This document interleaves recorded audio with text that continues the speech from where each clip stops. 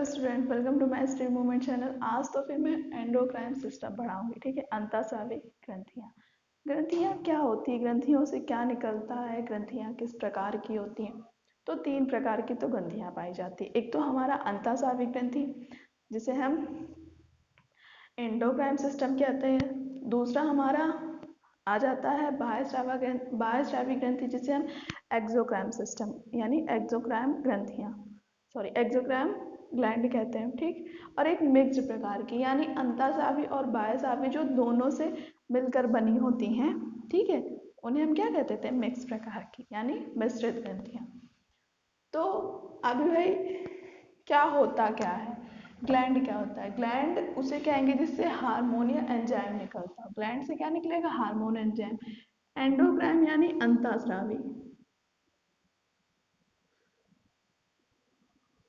अंतःस्रावी ग्रंथियों से क्या निकलता है, हार्मोन निकलता है। क्या निकलता है, हार्मोन।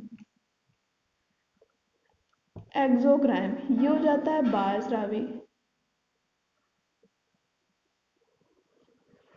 ठीक, बाह्यस्रावी ग्रंथियों से क्या निकलता है, एंजाइम। क्या निकलता है, एंजाइम। अंतःस्रावी ग्रंथियां जो होती है ये हमारी नलिका विहीन होती है।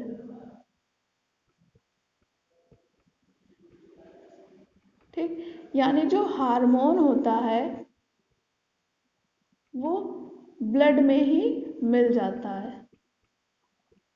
ठीक, तो नलकी के डक्ट की तो जरूरत ही नहीं पड़ी, यानी ये डक्टलेस होती है। और फिर हमारा जो बाह्यस्रावी जिनसे एंजाइम निकल रहा है ये नलिका युक्त होती है।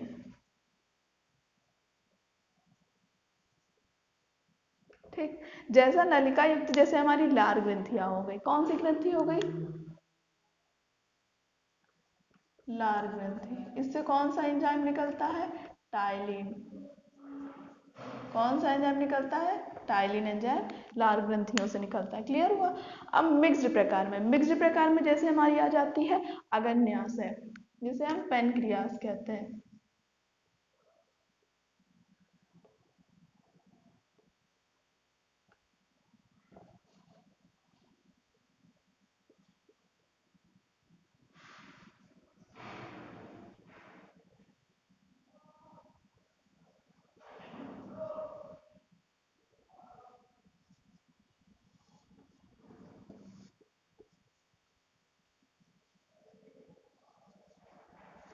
पेनक्रियास जिसे हम कहते हैं। ठीक है, कौन सी आ जाती है, अग्न्याशय। इसे हम अंतःस्रावी और बाह्यस्रावी दोनों प्रकार की ग्रंथियां कहते हैं। ठीक है, क्लियर हुआ आपको इतनी चीज। ठीक, अगर आपसे पूछे जाए आपकी बॉडी की सबसे बड़ी ग्रंथि कौन सी है, तो सबसे बड़ी ग्रंथि तो लीवर है। कौन सी है, मानव शरीर की सबसे बड़ी ग्रंथि।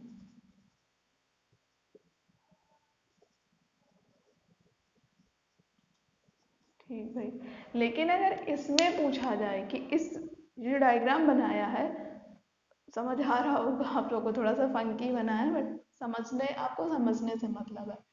ठीक है, तो इसमें कौन सी सबसे बड़ी होती है, कौन सी सबसे छोटी होती है, आपको उससे मतलब होना चाहिए। जैसे हमारी थायराइड ग्लैंड हो गई, तो थायराइड ग्लैंड को हम सबसे बड़ी ग्लैंड कहते हैं। ठीक है, और जो हमारी हो गई पिट्यूटरी ग्लैंड, ठीक है, कौन सी, पीयूष ग्रंथि जिसे कहते हैं, जिसे हम पीनियल ग्लैंड भी कहते हैं। पीनियल ग्लैंड और पीयूष ग्रंथि दोनों का एक ही नाम है, ये सबसे छोटी ग्रंथि हो गई। ठीक है भाई, आपको इतनी चीज क्लियर हुई ना कि कौन कहाँ से निकल रहा है क्या नहीं है, ये चीजें क्लियर हो गई। अब हम इस पे आ जाते हैं। जैसे हमारा मस्तिष्क में तीन ही ग्लैंड पाई जाती हैं। कौन सी, पीनियल ग्लैंड जिसे हम पीयूष ग्रंथि भी कहते हैं, शरीर की सबसे छोटी ग्रंथि।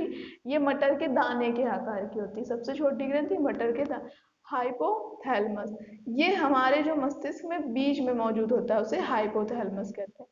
पिट्यूटरी ग्लैंड ये थोड़ा सा मतलब होता माइंड में ही है, लेकिन पिट्यूटरी ग्लैंड जो होता है यानी जिसे पीनियल ग्रंथि कहते हैं, वो हमारा होता है आंख के पीछे। कहाँ पर होता है, आंख के पीछे, यानी जो माइंड होता है उसमें जो आंख होती है ये हमारी इसके पीछे कहीं मौजूद होता है। तो भाई इसके कार्य क्या होते हैं ये भी पता होना चाहिए।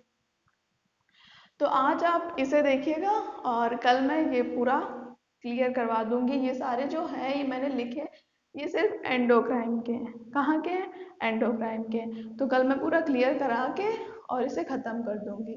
ठीक है, तो thank you for watching video.